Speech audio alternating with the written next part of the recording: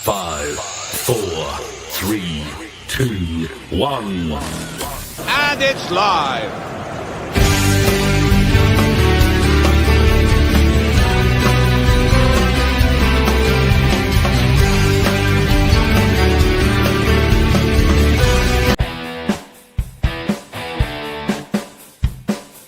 Five, 4, 3, 2, 1. And it's live.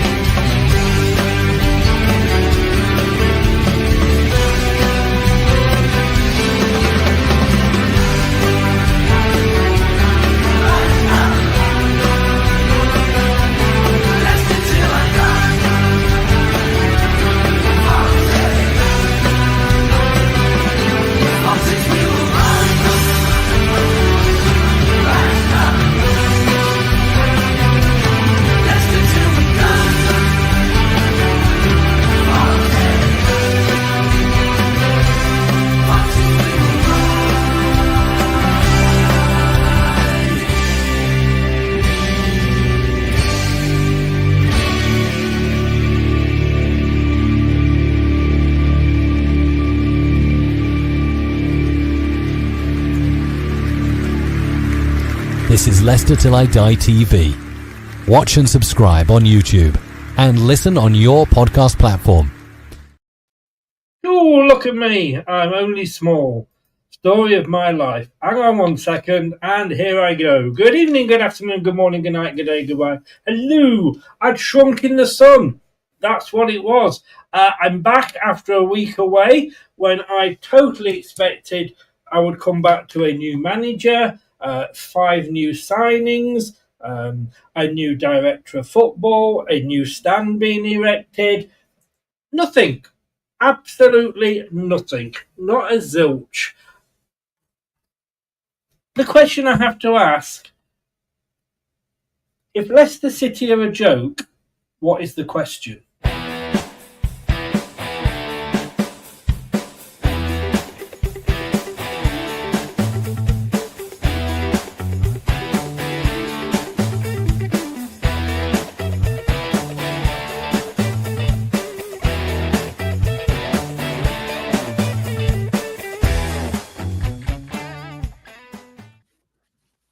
Joined by Tom and Ant. Good evening, gentlemen.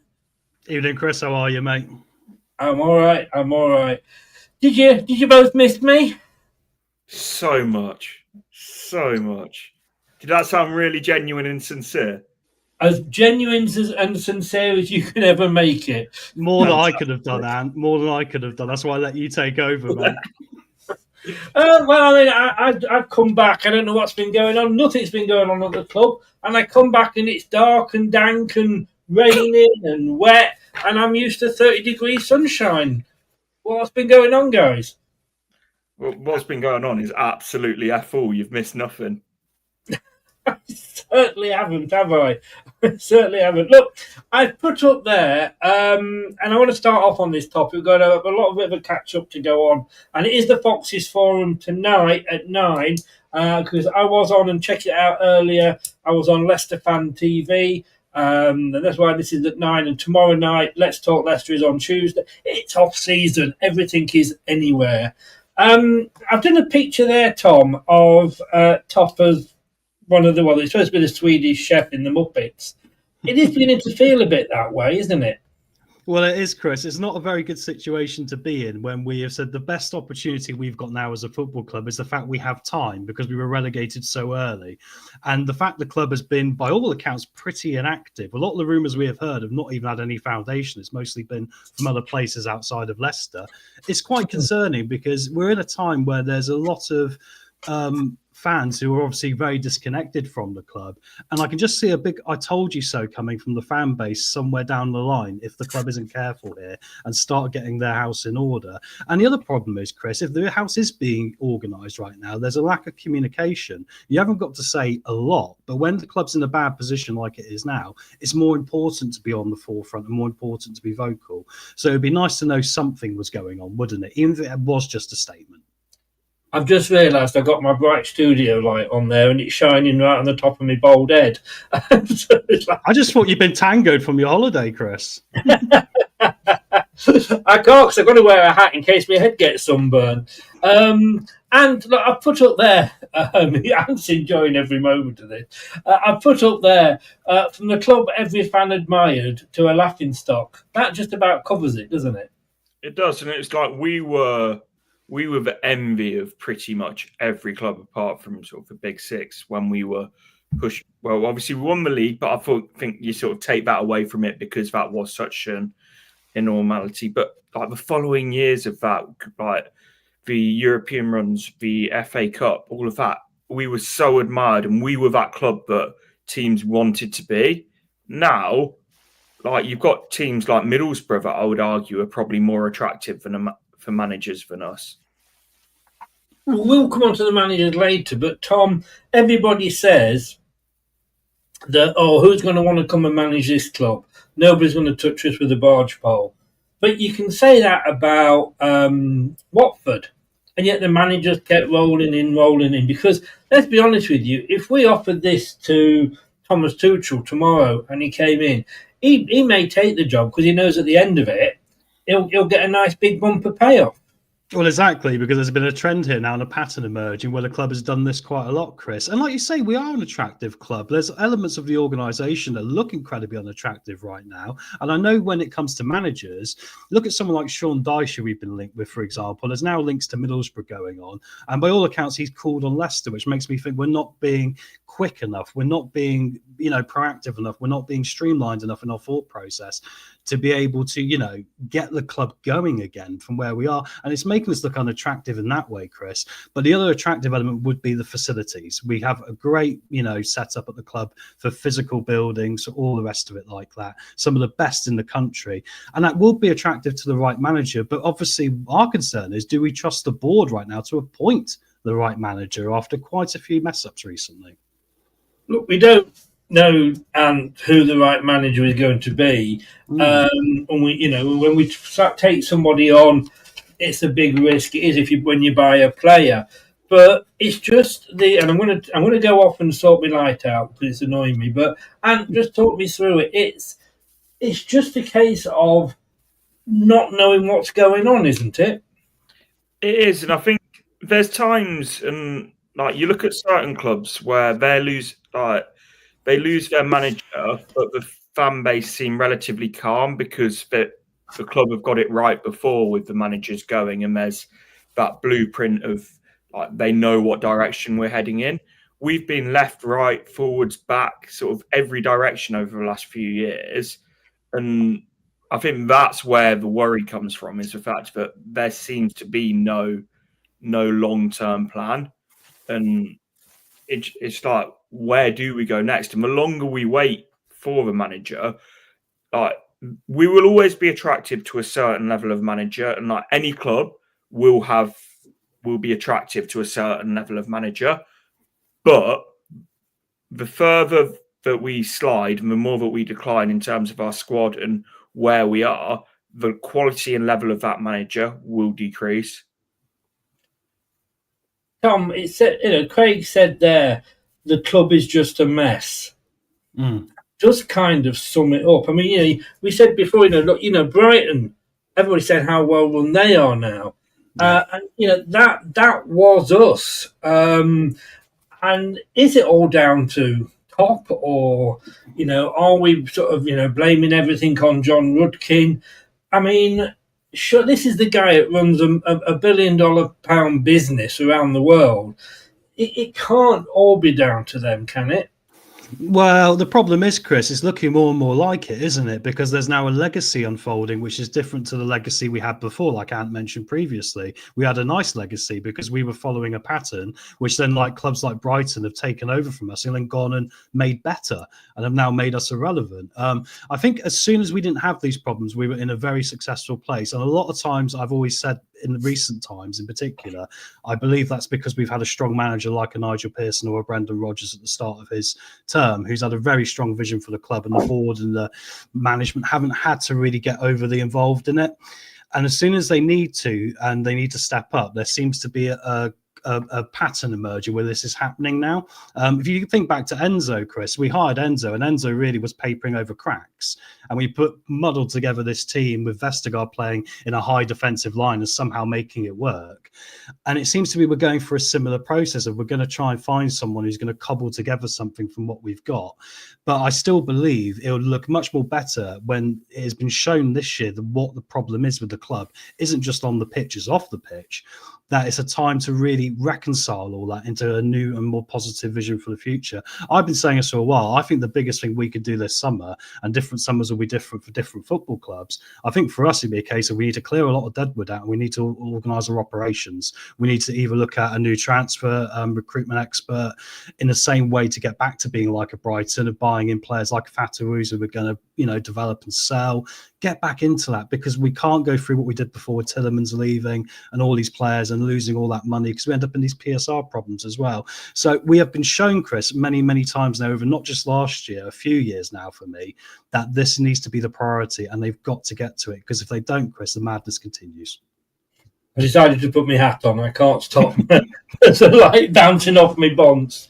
And when you look at the season that's just gone, could any manager have kept that team up? When we went down under Ian Holloway into the third tier, you've got to say you could see that coming. We're always going to struggle, and nobody could have kept that team up. I think anybody, with the players that we had, anybody could have really done any better. I think a lot of managers could have done a lot better. Whether they would have kept us up or not, I think is a different question, because I think Ruud couldn't have done much worse. But no.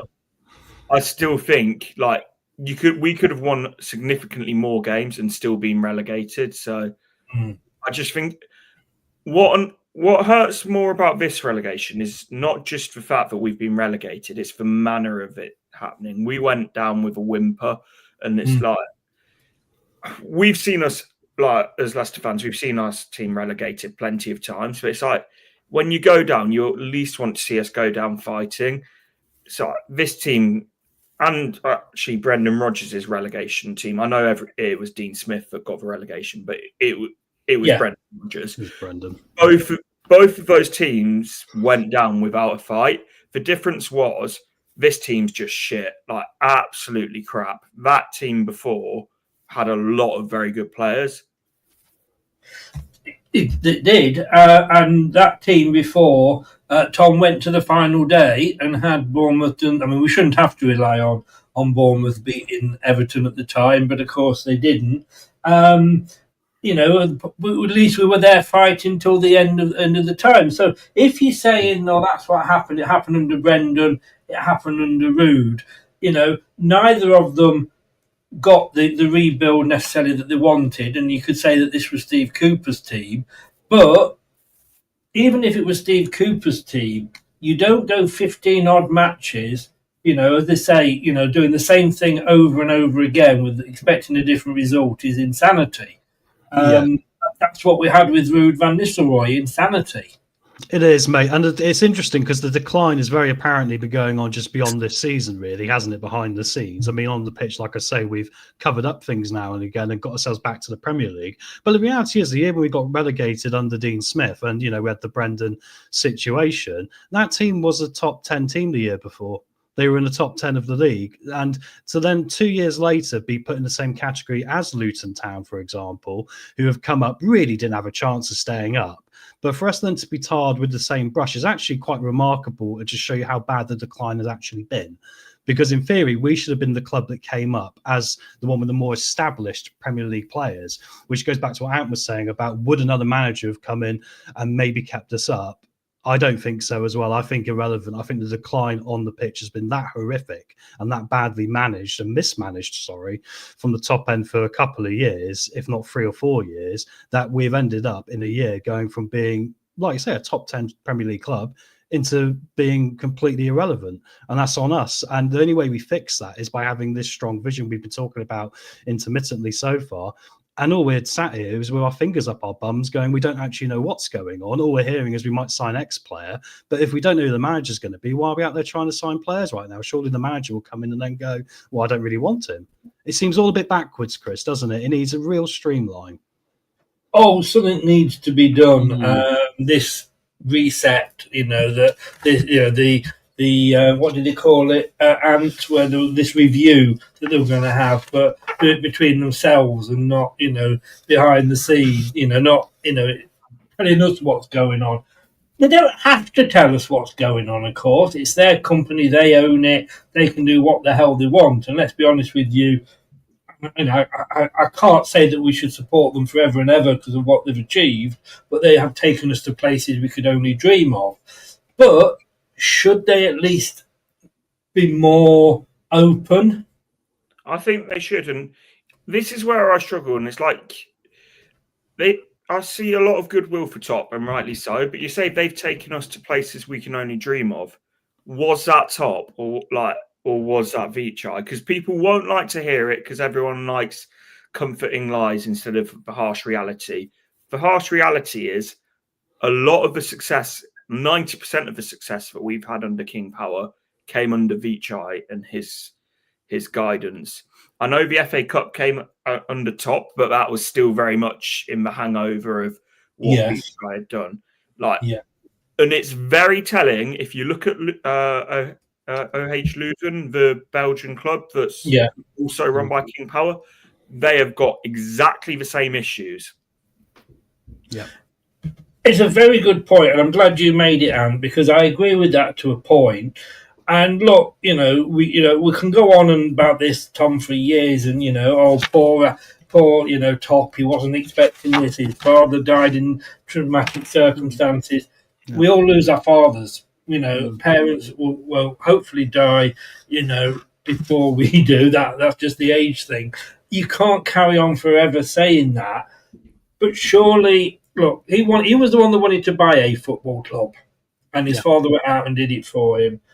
But wanting to buy it and wanting to run it successfully are two different things. He had grown up within the King Power organisation, knowing how to run the business. He needs to get people in, and look, there are two people either side of him there in the picture, but he needs to get people in that by Ant. Brilliant. His high chair's gone down, everybody. That's what it was. It was like a pipe falling over, wasn't it? It was just like, put your high chair back up, Ant. But he needs then to say, look, I can't do this, but I'm going to get people in that can. And I know it's an old, argument that we're going over and over again. As successful as people were 8-9 seasons ago, doesn't mean that they're going to be successful for the next 8 or 9 seasons. Welcome back, Ant. Well, no, it doesn't.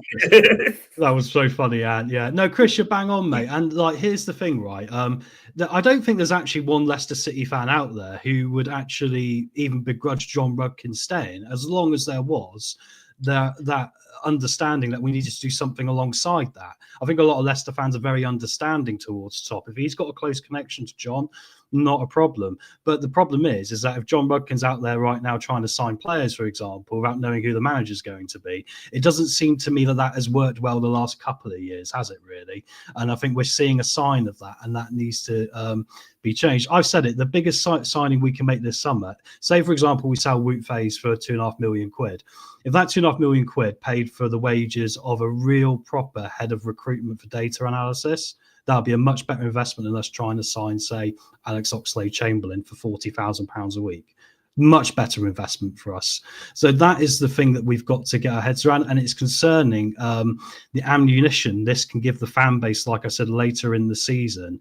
If we continue down this path we're in now, which is not knowing very much, but the things we do know are suggesting we're continuing the same madness, then people are going to lose their heads later in the season. And we've seen enough conflict, and we all want the same thing. So I just wish the football club wouldn't view us as being against them, but viewing us as saying we're willing to admit the hard truths that we haven't got, because we're not inside the business. When you're inside a business like this, Chris, you can have your blinkers on sometimes. You don't mean to, but we've all done it in management, and you don't see the grass from the trees. And the grass from the trees is a very different scenario right now for Leicester City. So it's very important, Chris, that they're a little bit more open, at least to the idea of listening, and also open to the idea of being a bit more open. And like you say, look, they can't say everything in the press, right? But you can still write a really good statement that, puts the fan base back on your side a bit. That takes a bit of accountability. The fact that everyone's gone away on holiday after this year pretty quickly, to me, is actually pretty bad, because if I was top and I cared about this football club, surely this would be a year ago. I don't think I should go and have a holiday this year. I think it would look bad. I need to show that I'm going out to make this better. This is not a year where we can celebrate anything. That's the reality. I think I've got to say, even after a bad year, I think people do deserve holidays. But like you say, so this was something that Rob Tanner brought up the other week, and I didn't realise that under Vichai, Susan Whelan was very much involved in the football side of the club, as well as the business side. When Top took over, she was very much shifted out of the football side and left on the business side, with just John in the football side. And we know he's got his failings. Is that a big mistake, and is that something that maybe Top should be looking at? Potentially so, but as Tom said, it's hard to sort of say about the board when you're on the outside. But whatever happens, there needs to be a restructure of it, because we don't see the processes that go on behind the scenes, but what we do see is the outcomes. And the processes are not leading to successful outcomes.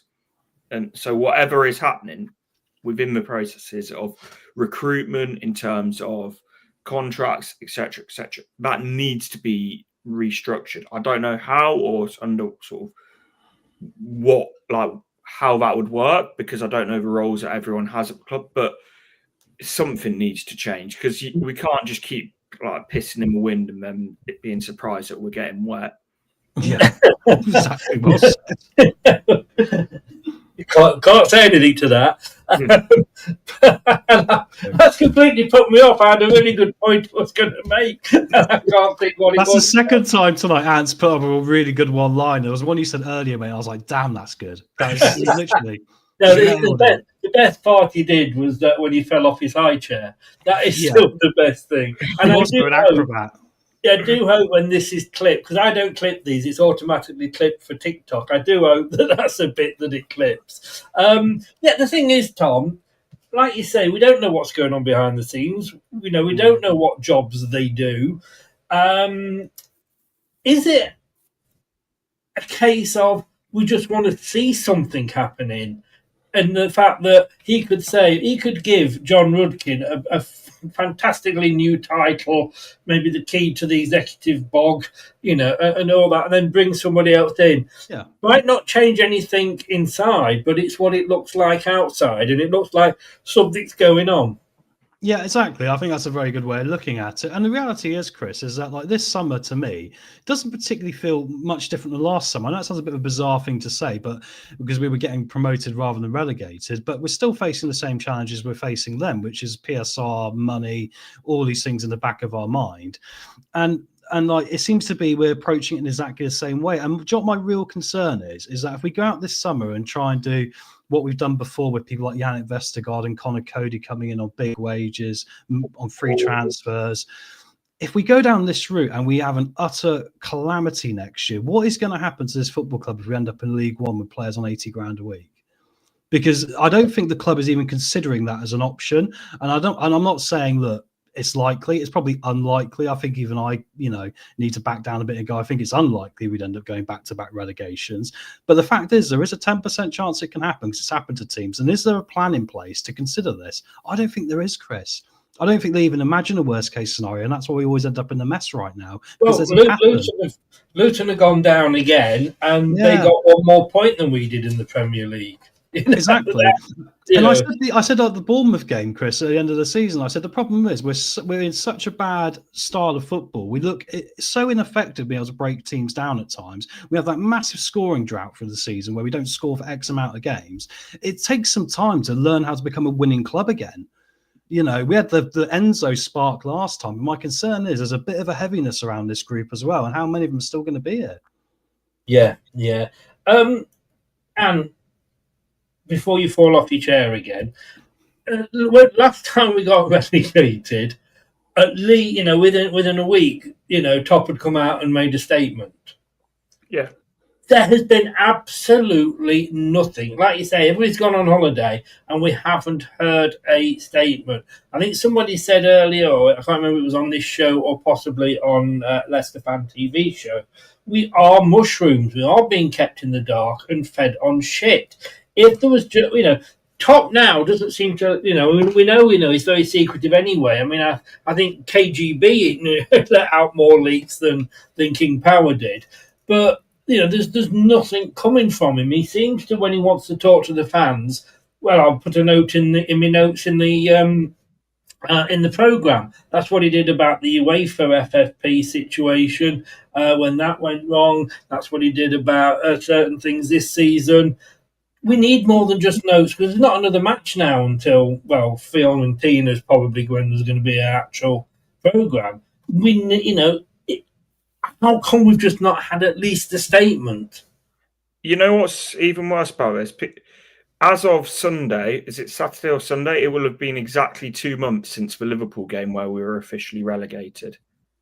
And it's been radio silence.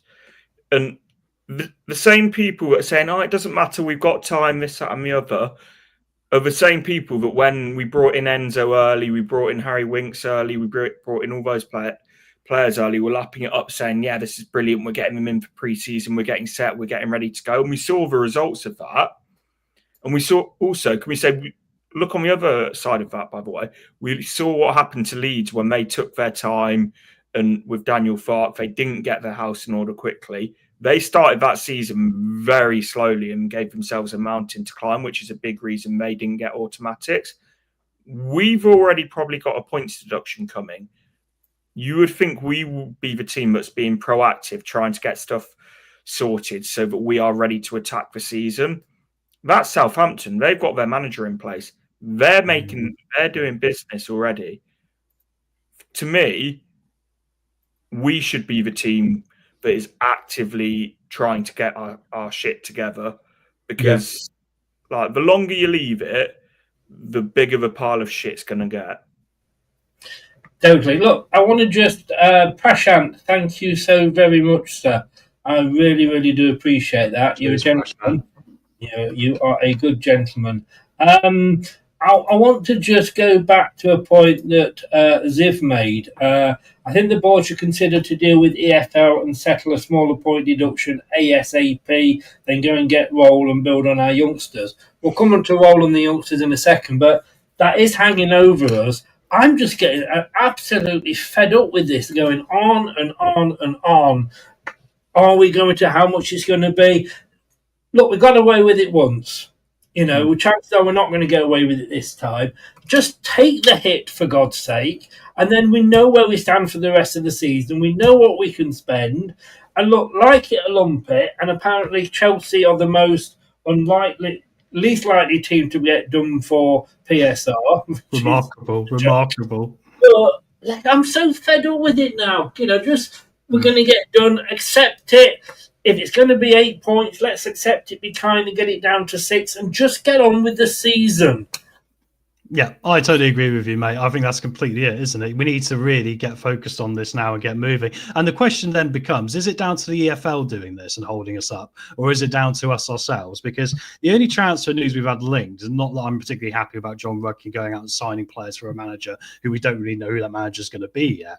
But notice they're generally tending to be the free transfers. I've heard Cameron Brannigan from Oxford being linked as well, potential free transfer. Does that not suggest perhaps that maybe we're expecting we can't buy any players unless they're on freeze for registration purposes, that we're not expecting perhaps a transfer embargo, but free agents won't classify? Do you see what I mean? Because Cardiff had that, didn't they? I think last year, where they couldn't register players who weren't free transfers until January, I believe. So it looks to me like that's the way it's heading. But like you say, mate, whoever it is, the EFL or Leicester, and like the comment so kindly said, and rightly so, there does need to be that question from either Leicester pushing the EFL going, how do we make this right for you? Because we've been going through this for years now, and we're tired of it. They're tired of us. Let's just come to terms, like you say, and get on with it. Because it's only hurting us. I want to go back. Agreed. So I'm going to go back to something that Tom said earlier. we've got players on big wages and high. Well, let's take Oliver Skip because everybody quotes that. But players that are on big wages that cost us a lot of money. I mean, we can go way back to when we won the Premier League and we were buying the likes of Slimani for 40 odd million and sticking him on huge wages. But is that not the fact that we are Leicester City and the big names? I know we just won the Premier League and we'd go on to win the FA Cup, but we're still not a Chelsea, still not a Manchester United. The difference and the reason that Chelsea and those, particularly Chelsea, can get away with it is if they sign a player for 40 million and it doesn't work, they've got enough of an income in terms of their academy that they produce that much. And I hate the way PSR is, but this is just sadly how it works. They sell that many academy graduates for pure profit that they can just keep doing it and keep doing it. For us, if a 40 million pound player doesn't set the world on light or we don't make a big profit on them, we are in trouble. It is, Am. Let me just stick with you on this one. But like I say, had we not gone out and paid the big wages and paid the big transfer fees, would those players still have wanted to come to Leicester? No, and I feel like that's where we let ourselves down because I think we had players who didn't want to come to Leicester, players who wanted a big payday. We need to be looking at players again that want to come to Leicester and not just because of the money and actually see Leicester as an attractive football club that they want to be at. Yeah. Interestingly, Tom, this is going to make me sound a lot better off than I am. But I had my food delivered today, and the guy that delivers it, I've got two that are sort of more regular than others. One's a West Ham fan and one's a Chelsea fan. And it was the Chelsea fan today. And before anybody says, no, it's not Ocado, I can't afford them. But he was there, of course, they've just signed Liam Delap. Yeah. But they've signed him on a 7-year deal. Yeah. So this money that they've paid, with Dewsbury Hall, that was a 5-year or 6-year deal. So it was only 5 million a year against the PSR. Again, we can't compete with that, can we? And offer players. Can you imagine having offered Slimani a 7-year deal or Vestergaard? I mean, we moan about Vestergaard's 3-year deal. We couldn't offer him a 7-year deal, could we? No, he couldn't, mate. But this is the beast of modern Premier League football for you because there's now so much money in that TV deal. I mean, I would look at Manchester United right now as the worst case scenario of this. They're loaded up with a load of players on massive wages. People like Anthony, for example, who don't really probably want to go back to Manchester United, but are going to have to because who's going to be able to afford them? Sancho, for example, as well. He's probably on £150,000 a week. To try and move that player on. And you end up where these players sort of will look at a club like Leicester, and like Ant was saying, and he's rightly so, I think for manager and players, we need to get into the habit of going, well, the players and managers we need to be bringing in need to view Leicester as the end game, not as the stepping stone. And that's the difference because we're now in a position where we'll bring in players who will sign for Leicester in the Premier League. I'm not saying this about El Khanous, but El Khanous is probably a good example. That's a Premier League club he's signing for. Did he ever grow up particularly loving Leicester City? Probably not. Did he grow up loving the Premier League? 100%. But now, of course, as soon as Arsenal come around, he wants to go. So, and this for me is part of the problem, and that's why I tie it back to Manchester United because it is that money. I look at Man United again. They signed Cunha and Mbeumo, but both of them are probably going to cost £500,000 a week in total wages. And that can be a hell of a failure, can't it? And how do you offload it after it's happened? You can't. So it's a problem with the modern game and the disparity between the top six, like we're talking about Chelsea and their revenue and the money they can bring in, is that there is now that divide, which is going to make the Premier League get like Ligue 1 in France. It's going to become where the top six will dominate it. This will probably be one of the last few years you see Tottenham and Man United near the bottom because eventually we'll get it right. Because they keep chucking stuff at a wall because they got the finance to do it. And like Ant rightly said, we can't get one £40 million signing wrong. If we do, we kind of got to bite the bullet and get 30 million quid for him and then make back the 10 million elsewhere instead of letting 180 million quid's worth of players walk on frees as we have done a few times now. But that, Ant, is Leicester, isn't it? There's that picture I always remember of one bird on the top perch, two on the one below, then four, then eight, and they're all shitting on the ones below. And we've got to accept that maybe we're in the middle of that, and rather than going for and I think you may have said this, rather than going for the 40 million, get back to the Mahrezes, and the Kantes, which we know, and like even El Kanous, which we know will eventually depart, but hopefully we can make a profit on them.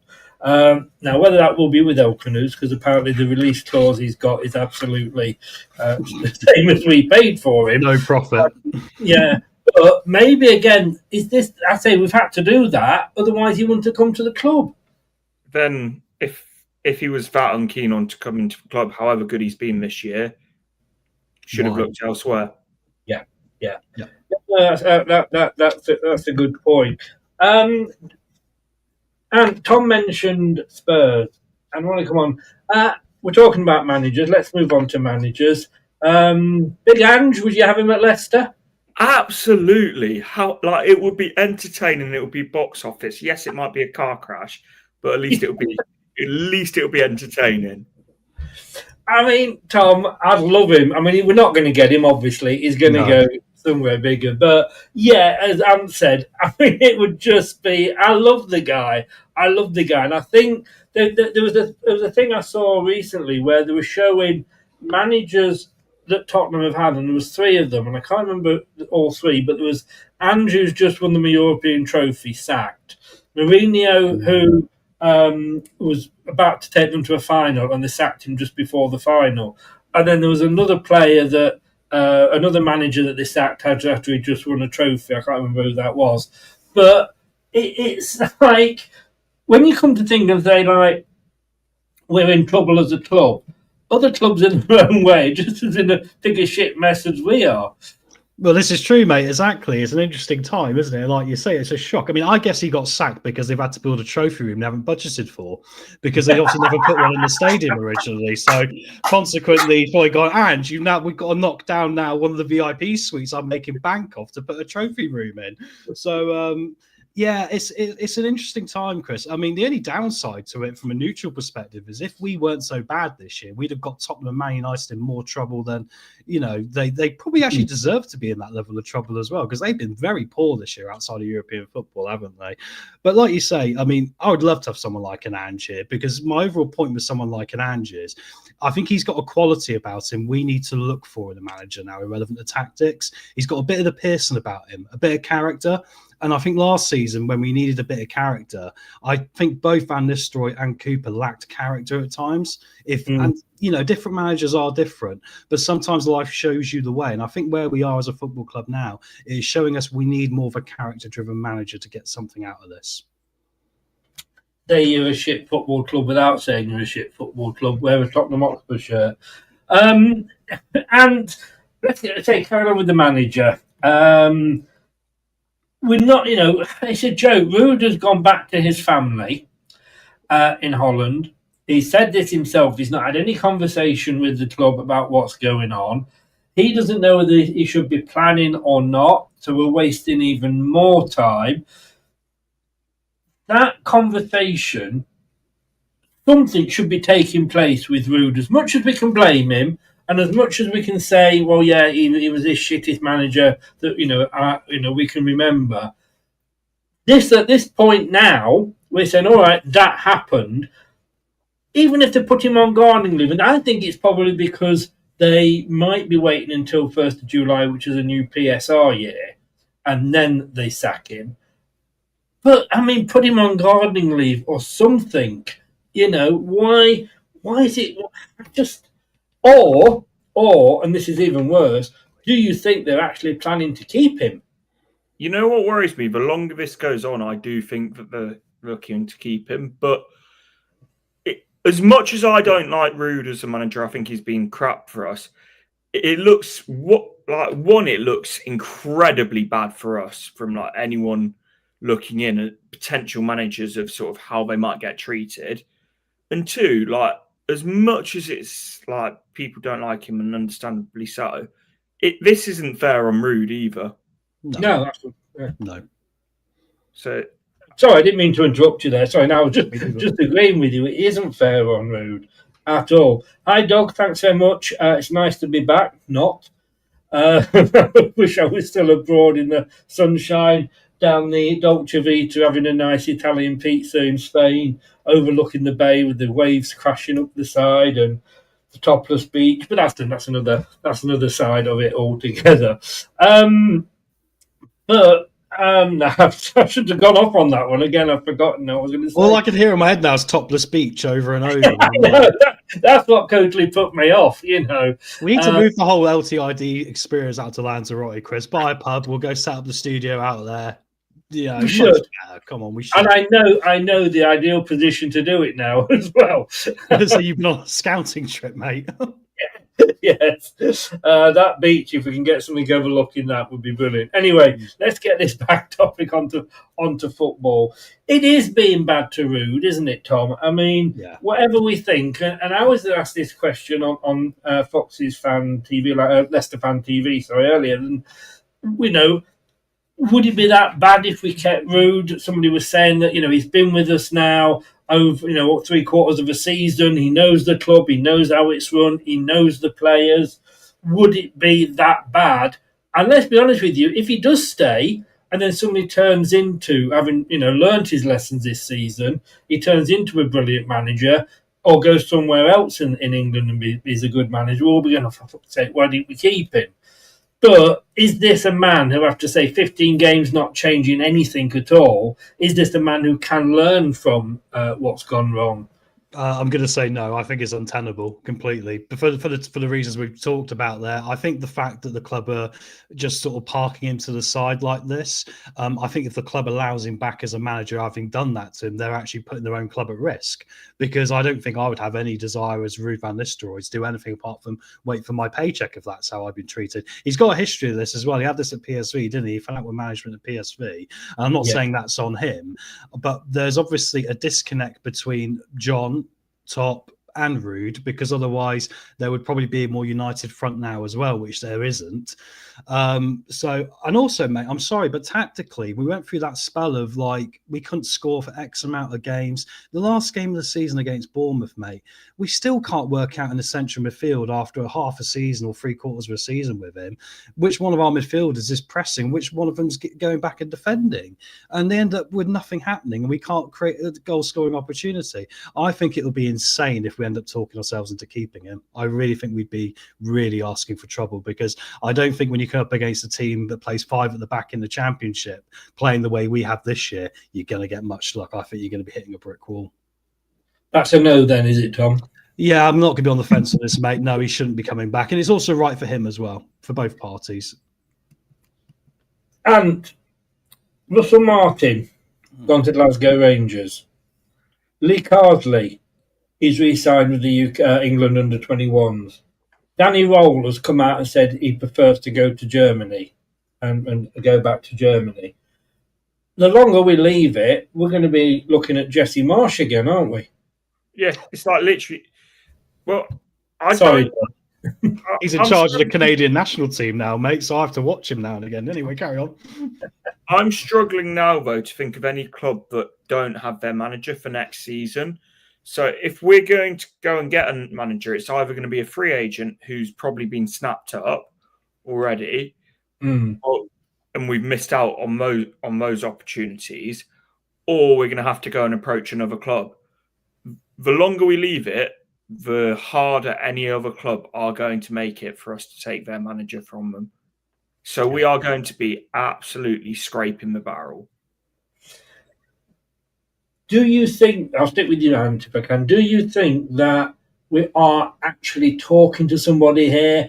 Look, if I said to you, Ant, I want you to be our new manager, and let's be honest with you, even you could do worse than Rude.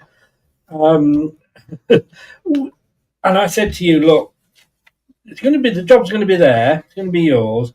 Oh, we can't do it until the 2nd of July because of PSR and what have you.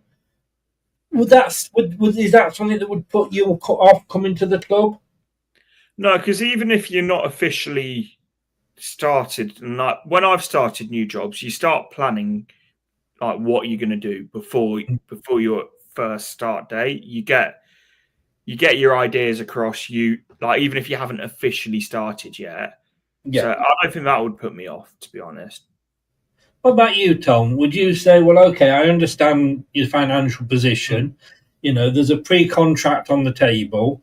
I can maybe drop a few hints to Rudkin who we want or what have you. Remember, though, the transfer window, the proper transfer window, hasn't actually opened yet. It's only this stupid thing for the Club World Cup or whatever it is.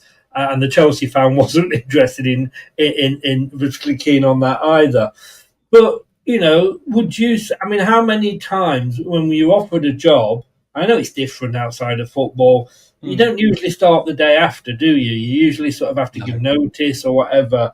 Are they really doing the sensible thing and waiting and maybe sort of in conversation with somebody whilst we think nothing's happening? Well, I think the problem is, Chris, is that we've heard a lot of little things coming out of the club before about certain managers either dragging their heels in regard to being interested in joining us. Like that was the case with Potter, wasn't it? He dragged his heels out and then nothing ended up happening. We seem to have taken that on from that situation and started reversing it on managers ourselves, from all accounts and what we're hearing. I have no problem with them. And also, they can sign a contract for the 1st of July now and keep it quiet. It doesn't have to be a pre-contract. It could be a contract. And it can be kept quiet. And you're right, all these things could be happening. It just would be surprising in the circumstances not to at least have an inkling by now who that man might be, because let's be frank, to try and keep these things a secret in the modern social media world is very difficult. So I think I don't have a problem with that, but the problem I have with the principle of lining up a manager is I think we've shown time and time again we can as a management group be flaky. Let's not forget Nigel Pearson once got sacked and then reinstated in the same evening because there was a miscommunication. And go back to what Ant was saying, that's not a good look for a manager if you're eyeing up a club. You're eyeing up a championship club now. Leicester have got saddled with a lot of financial problems that people have known about for a few years. If you then go to, say, Middlesbrough, who have always been on the verge of nearly promotion, but have guaranteed £10 million to spend this summer, you might look at Middlesbrough as being a bit more attractive. I get that. I do get that. I'll stick with you on coming back on that, Tom. I can't remember whether I said it off camera or on camera, but you know, if people aren't going to say, well, no, Leicester's not a club I want to go to. If I'm thinking of signing for Leicester, look, if I turn things around at Leicester, I'm going to be the hottest property in football management, right? Like with Enzo. 100%. If it goes wrong, well, not my fault. It was PSR. I couldn't buy anybody. Look at the way the club treated me. They never spoke to me, never gave me any transfer budget. It's a win-win for a manager coming in. Like I say, just look at the Watford situation. And like I say, I remember seeing Nigel Pearson on a Sam Allardyce podcast, and he didn't say as much in so many words, but basically it was when he asked why he went to Watford, and he went, well, what had I got to lose? You know, they sacked him, and he got a nice big payday. I'm sure Jose Mourinho's got more money from his compensation than he has out of ever actually doing his job. So what have managers got to lose if they come to Leicester? Well, exactly, Chris. And I think this shows you, like, going back even further now. Let's go back 10 years to where this problem maybe started in the smallest sense, and that was losing Steve Welsh. Because Steve Welsh was a character-driven recruitment agent. And, like, look, I think when you have that sort of mind and that sort of person inside, alongside Craig Shakespeare, obviously, who was a remarkable man, I think when you have that, you attract that like a moth to a flame almost. I think you bring that in naturally with you. I think it's been a big problem for us not having that. Not having that mind, not having that thought process in the football club. Because like you say, Danny Roll, for example, right now, I think he'd be a fine next Leicester manager. But as soon as I heard he's looking at the Bundesliga and that's really what he wants, my thing would be, well, there's no point us talking to him because we're not here for this short-term thing. And like you say, the attractive thing about Leicester City Football Club is we are a one-county football club. It's the only professional football club in Leicestershire, which has a great reach when it comes to youth academy. We've got the youth academy. We've got the training facilities that put the club at the elite European level of facilities. And if there's a manager that looks at that and goes, I can build something here, in a similar way to a Newcastle, we're not going to get 54,000 people in the stadium, but in a similar way of being quite an isolated area versus, everyone else, there is something there that could be really big with Leicester City Football Club. And that's the sort of manager we need to bring in now, someone who sees that and wants to own that. And your favourite manager, and I've just Googled this actually.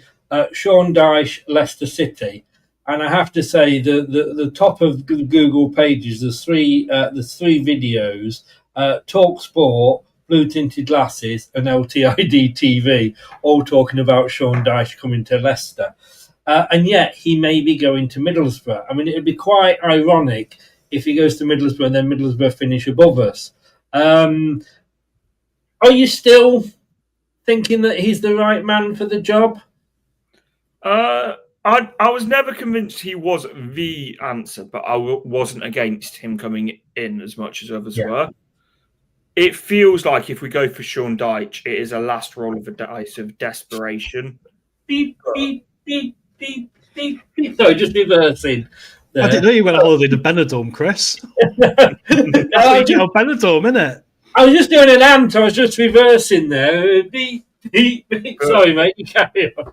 No, it's like if he comes in, I think there is positives to it, but I just think for him, there's no reason to wait because he's been unemployed for however long. So certain managers you can understand what the wait would be. For him, there is no reason to. Again, like I say, I'm just worried that as much as we think, oh no, please not Sean Dyche, that who we get might make Sean Dyche thinking, God, that was the one we should have gone for. Yeah. It's like, with Sean Dyche, at least you know what you're getting. Yes, indeed. We're talking about candidates. Michael Carrick is available, Tom. Now he's been linked with us every time. He was linked with us at Cooper's stage. He was linked with us at Van Nistelrooy's stage, and yet he's just been sacked by Middlesbrough. Though, in fairness, they're a club that don't go through managers that often.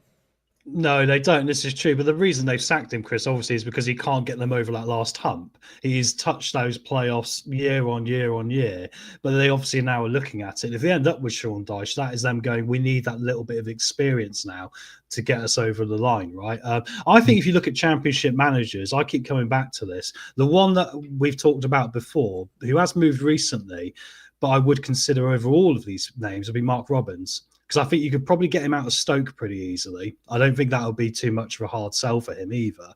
And I think he is the one who's probably a bit more of an experienced Carrick. And I think he's got a better legacy behind him than Carrick has. It's difficult. I look out there, Chris, and I don't particularly see a candidate that blows my socks off. To be honest, I don't think they really exist where we are right now. We're in a transitional phase where there's a lot of younger managers like the Russell Martins going up and having opportunities with Rangers. But there's also experienced ones out there like Sean Dyche you might want to gamble on as well. But it's kind of an in-between land where we are right now, isn't it? And once again, it comes back to the main problem, which is we don't really know because we don't know what the club is thinking. And even more worryingly, we don't know if they are thinking. And I don't think they are thinking. So we're just going to end up with someone in a minute. I can see what you were saying about Sean Dyche, and especially with sort of some of the disciplines. He wouldn't, stand falls gladly. But again, do we go for that sort of manager that will get us up, but then may and possibly keep us up? A bit like a Steve Cooper, because I think he probably may not have kept us up, but we'd have got a lot more points. Or do we go, as Manny would say, and go for a manager that's going to be the style that we want to play, over the next however many years, and stick, we say, right, this is the style we play. We bring the manager in to fit that style. I think we've almost got to take a step back from that. 'Cause ultimately, it's a results business first. So I think if we talk about Brighton a lot. If you look at how Brighton went up, they went up under Chris Hughton playing some god-awful football at times, but got results. and then transitioned when they were settled into the Premier League. Brentford have done a similar thing where they went up, were very defensive that first season, and have slowly transitioned into a more attacking side. So I feel like it doesn't need to be done overnight. I think it can be a process, and I hate that word in football, but I do think that it can happen over a few years and not like just like that at a click of the fingers. Yeah. Tony said here, Tom, and it's a very good point, any successful manager here goes the same way as Enzo. We have to accept that, though, don't we? We have to accept that, same with players, same with, managers. If they do well, we are going to lose them. Because, let's be honest with you, just like Liverpool couldn't hold on to Trent Alexander-Arnold and he's gone off to Real Madrid. There's always a bigger club unless you are Real Madrid. And we have to accept that. we do. Even Martin O'Neill left, didn't he? Yeah, he did eventually. Yeah, I mean, exactly. I mean, the only thing that that would help us is if, is someone who grew up supporting Leicester, be that a player or be it a manager. But that's very rare, isn't it, Chris? So there's not many, I guess, out there who are going to do that. So you're right. There is always going to be a threat, and ultimately, this world functions on money. So that's the way it goes, isn't it? So it's always going to be a bigger fish in the pond we're in, and that's why when you've got to make sure you're organised in a better way. And this is my concern with the Championship next season. I look at some teams down there who last year were fighting above their weight, and they're still in the Championship. They might not, they probably shouldn't be there, some of them, and then we come up against that. And I think that's when you can get exposed a bit, to be honest. But yeah, we're always going to have this problem unless we did manage to stabilise ourselves in the top four many, many years ago, which didn't happen, did it, unfortunately? Michael E says there, we always had our managers poached by bigger clubs. That is, as they just said, back to 5 at Leicester. Looking at the next manager odds, the favourite with a lot of bookies, and I should always say at this point that if you do have financial problems, gambling is not the answer. And when the fun stop, gambleaware.co.uk. Or is it gambleaware.org? I think it might be, if you do have problems. Favourite is, although he said he's prefers to go to Germany, is Danny Roll. Yeah, I would like Danny Roll, but as Tom said, he looks like he's, with that interview, unless the little clip, and I want to fully watch that interview because how sometimes little sound bites are taken massively out of context. But if he's eyeing up a Bundesliga move, then we should be looking at someone that sees Leicester City as the place to be, similar as the players. Yeah, 100%. He's 4-7 on with a lot of them. 11-8, second favourite at the moment is Sean Dyche. 7-1 is Michael Carrick. 8-1, Tom Liam Rosinia. And it was interesting to see Heskey coming out saying, I know he's in the Europa League that he's got. I forget what club he's with. What club is he with? Strasbourg. Thank you, mate. Thank you, guys. But again, it's been in the Championship, potentially the Premier League, a bigger draw than the Europa League with a okay French team.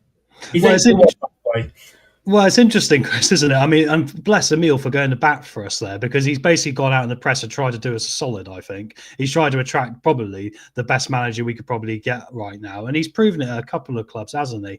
If you look at Championship managers who really got a raw deal, he'd be the one, because what he did with that whole team, bear in mind how he ended up a year later, shows you what he was doing. And Strasbourg are a team filled with a lot of young players who have really overachieved. So I think if we can persuade him, he'd be my number one pick now if we could get him. And I do look at him as a sort of man. And I think he wanted to do this with Hull, which is why he really got upset with his sacking. He wanted to build a dynasty.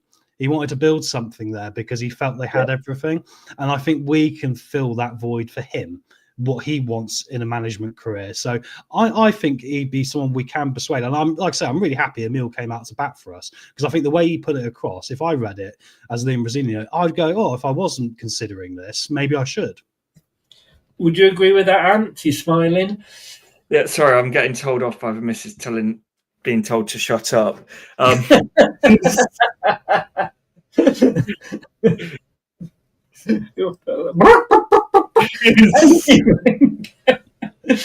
Just bend down. I thought I've got no hair. Have you got a big like somewhat there? I'm not saying anything, can't. But would you agree with what I mean? For me, he would be my favourite now if we can get him because of having read that Emil Heskey article. Yeah, I think if we can convince him to come, I think it would be fantastic. And he's as well as he did at Hull, he still never managed in the Premier League. So I think if he could get us up, I think he would want to stay to prove his worth in the Premier League. Yeah. And all I will always say to that one is Martin O'Neill had never managed in the Premier League. It's you got to have a chance. You pays your money, you take your chance. The interesting thing about, and this is what I say about betting's not the answer. Will Still is 33-1, even though he's only just signed for Southampton. And Lee Carsley is also 33-1, having signed an extension with England. 33-1. I'll just go through a few of these. 33-1, Jesse Marsh. There you go. I told you he was in there. Yeah. Steve Cooper, 33-1 to come back. Although I think he at one point was favourite to go to Middlesbrough. Rob Edwards, no thank you. Chris Hewden, no thank you. Nathan Jones at Charlton. Eric Ten Hag. Wow. I don't think he just joined by Leverkusen. He's joined by Leverkusen. He's never come to Leicester. on the 1st of July 2025, it says here. So he's in the process of joining them, I guess. But like I said, it's not stopped them putting Lee Carsley. Gareth Southgate, 33-1. Oh, big shout out by Craig. Here we go. We'll get to the sensible ones now. Wayne Rooney, he's 33-1. Hey, no. Vardy's gone. That was the one thing that was blocking him coming to Leicester. At least with Rooney, he'll probably walk on his own accord and not take money off us because he's got a bit more integrity than Rude has. Rouse Hutton, I can never say it. The guy we put 9 past, but he's only just joined Wolfsburg. Des Buckingham at Oxford United. Yeah, was at Oxford, wasn't he? Yeah. Stephen Gerrard, of course, he's not now going to Glasgow. Oh, no. Gary O'Neill. What about Gary O'Neill, eh? Please no. Please no. I hear Craig getting more and more excited.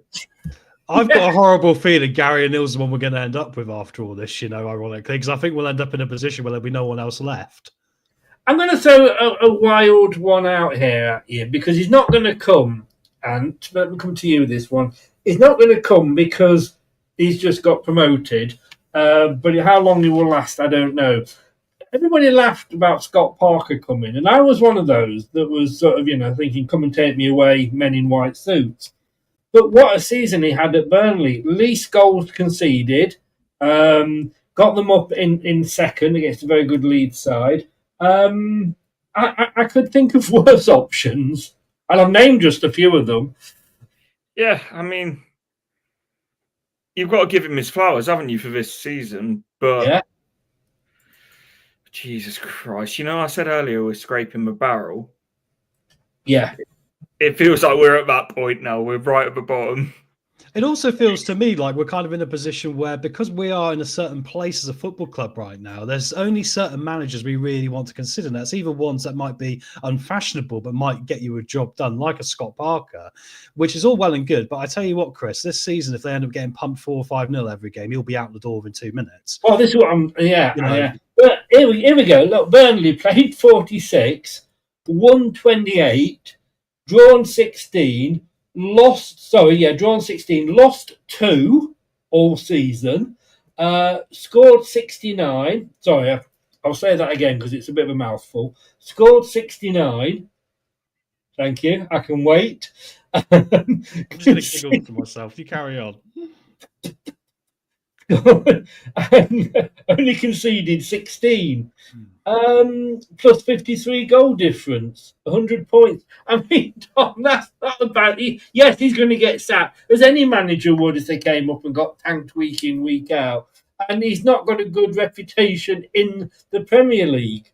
Sorry if your girlfriend's listening out. Do me a favour, Chris. Compare him to what Company did before with Burnley in the Championship. So I think Company was very similar stats to that, and obviously he ended up getting a very big job, but they didn't do well in the Premier League. They didn't. I bet he was very similar. Here we go. 129, drew 14, lost 3, scored 67. Conceded 35, 52 goal difference, 101 points. Almost exactly the same. Exactly my point. Yeah, I can see where this is going, Chris. I can predict the future. I'll call it now. If Middlesbrough High dies, she'll end up at Burnley by Christmas. He'll be back at Burnley. That'll be his next job. I said it last year about David Moyes. I said he'll be at Everton. Yeah. And look what happened. Right. I'm gonna put this out to you now, and then Tom, the same question. Who do you want that is achievable for us to get? That's achievable. That can do what we want them to do, as in, don't come and say, Ancelotti or somebody like that, but who we could potentially get, even if we have to pay a fair bit of money, and who could do the job that we want them to do at Leicester. I want to say Rosinha, but I don't think it's. I don't think he's achievable. So, I really don't know. And I know that's sitting on the fence massively. Very massively. I'm not going to let you go until you name somebody. No, in fairness, I can't. I know what you're saying, Tom. I mean, I get what Ant's coming from here, because I get the feeling as well, like Ant's feeling. I think it's a very hard decision, this, because we don't really know what we're looking for. And because we've had such a muddled few years of certain styles working and other ones not, the irony is the style that's worked most with Enzo, and perhaps Russell Martin was the right answer in that case. But that shows you how frazzled we are as a fan base. I'd still like to think we can persuade Rosner to come in from Strasbourg. It's probably unlikely, like you say. The one in the back of my head, I think, if we wanted to punt a bit on someone, but I think it's someone who would really want the job and really love the job, that would be Dave Challoner of Stockport, because he's got a very good record of promoting Stockport County up divisions now, endless years on years. He has sorted them out. He's hands-on everywhere. Yes, he's not a fashionable name, perhaps. He's a lower league manager. But if you bring him in and he's got very, very sound principles about what he wants, that could be exactly what the club needs right now. And he has got a track record of success. So that would be my one, I would say, if that's realistic. Yeah. I mean, for me, I would say, I know what you're saying, Ant, about Rosinha. Would he come? He's got Europe, etc. I would go and break the bank to get him. I mean, if we've got to pay money, let's pay him. If it means going over PSR for one more season, let's do it. If it means we can't bring any players in and we spend all the money on him, let's do it, because we've got the great. I think he'd be good with the kids, and I think, like you say, he could build that legacy here. Two names that Craig actually has threw at me, and before I went on holiday. Excuse my pronunciations here. Kasper Højlund, who is the Denmark manager, I believe. Yeah. And he likes. He's without a club at the moment. Well, he was Denmark manager. He's without a club. He's so in charge until July. Then as an option, and also where are we here? Sebastian Hoeneß. As a couple of managers. So there we go to consider. Right, I'm going to just leave this with now. Tomorrow night at 7:00, do check us out. We are here with me, yourself, and Brad. It could be a long one. End of season player report card. For those that can remember, we rated all the players' performances for the club under Scott. Oh my God, I'm going mad. I need to go to bed. Under What was our last manager called, for God's sake? Ruud van Nistelrooy. Oh, before Cooper. Steve Cooper, that's it. I wanted to say Steve Parker, but I knew it wasn't right. Who's put a vodka in my coat? I'm still in holiday mode. Under Steve Cooper, we rated all the players, and what we said we'd do at the end of the season is go back and compare if Ruud van Nistelrooy has improved them or made them worse, etc. That's at 7:00 tomorrow. I'm going to leave this with both of you two guys, and I'm sorry, I've just seen there's a private message there. Sorry, I haven't only just seen this, but this is the last point now. Give me an answer to this. Coming to you, Ant. If Ruud is the answer, what is the question? Who should have been sacked 2 months ago? Dom? You literally took my thunder there, Ant. I knew I was going to figure something else after you said that. I would say, who would look very good in a Starbucks barista costume as a next opportunity of work? Let's be honest with you. Perhaps, but he'd make it up wrong and then he'd carry on making it up wrong for the next 15 weeks. So Exactly, mate. Exactly. Us going manager shopping is kind of like a resident of Seattle going to Starbucks every day and not knowing if they want to get the macchiato or, the hot chocolate. We have no idea what's going on. And we used to be able to go and shop at Waitrose. Of course, now we're shopping at Aldi, but there we go.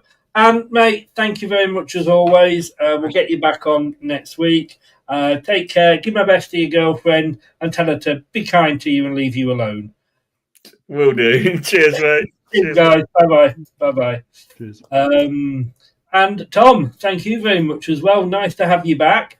My pleasure, mate. It's nice to actually have a show where we're not getting more upset with the team as it goes, because normally the watch-alongs, after about an hour in, it can descend into Blade Runner, especially the last year. So it's quite nice just to have a nice normal show where we just know what the mess is going to be right now. Yeah. Let me ask you this. Are you okay for a couple more minutes? Yeah, I could do you 2 more minutes, mate. Yeah. Very quick.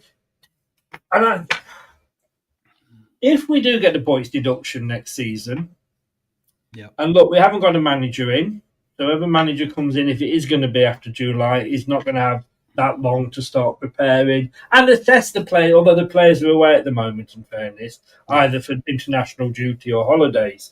So he probably wouldn't be able to do much. And that's the point, isn't it? If we had appointed a new manager now, what would he'd be able to do? I'd have loved to have got him in 2 months before the end of the season so that he had 8 games to assess what they were like in proper competitions, not pre-season meaningless friendlies.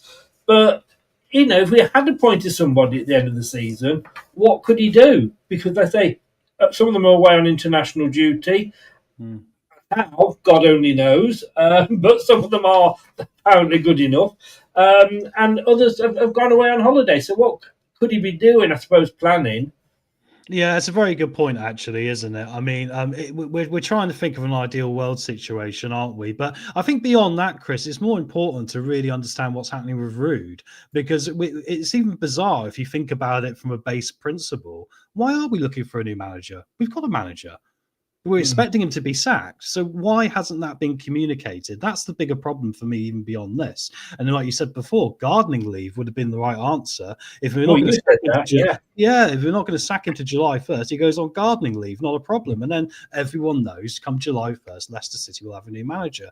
And that helps our process as well, doesn't it? So that's that's more annoying to me than the fact we haven't got a new manager, the fact they've been following a very bizarre, non-linear process with this. Indeed. Look, I just noticed that I thought it was Ant that had said it. You said it. You got to shoot off as well. So my apologies for that.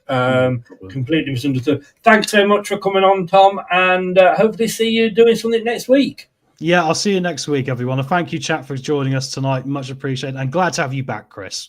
Oh, you are a smooth-talking devil, sir. I try my best, mate. I ain't got looks, so I've got to make someone else work. I'll let you go back to the ice hockey. Oh, yes, game 3 tonight. Yeah, good point, mate. Thank you. I better get ready. Cheers. Take care. Bye-bye. Bye, mate.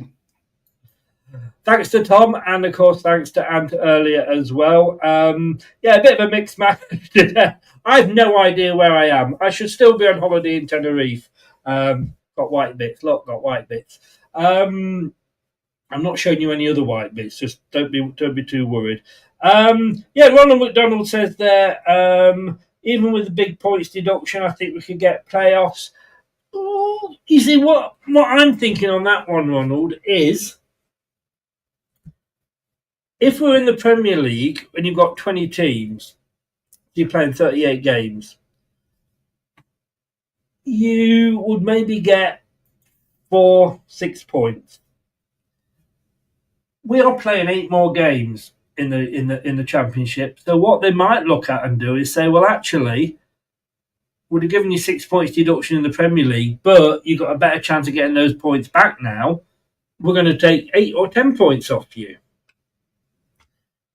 Not fair, I know, but I honestly think that's what could happen. I mean, typical with the Premier League is that they should have set rules in place.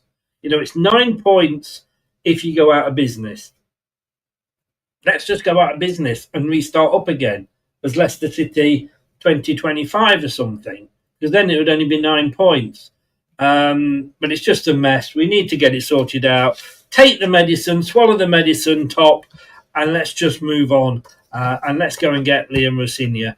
Guys, don't forget, like I say, tomorrow at 7 o'clock, we will be back with that. That's the end of season player report card.